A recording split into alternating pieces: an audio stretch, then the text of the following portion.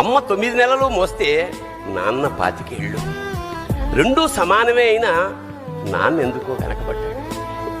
ఇంట్లో జీతం తీసుకోకుండా అమ్మ, తన జీతం అంతా ఇంటికే ఖర్చు పెడుతూ నాన్న, ఇద్దరి శ్రమ సమానమే అయినా అమ్మ కంటే నాన్న ఎందుకో వెనకబడ్డాడు.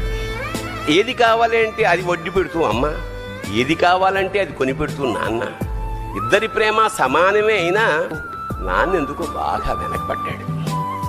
ఫోన్లోనూ అమ్మ పేరే, దెబ్బ తగిలినప్పుడు అమ్మ అని పిలవడే, అవసరం వచ్చినప్పుడు తప్ప మిగతా అప్పుడు గుర్తురానందుకు నాన్న ఎప్పుడైనా బాధపడ్డా? అమ్మకి అన్నో కొన్నో బంగారు నగలు, నాన్నకి బంగారం అంచున్న పట్టు పంచొకటి. నాన్న ఇలా వెనకబడిపోవడానికి కారణం ఆయన మా అందరికీ వెన్నెముక కావడమే.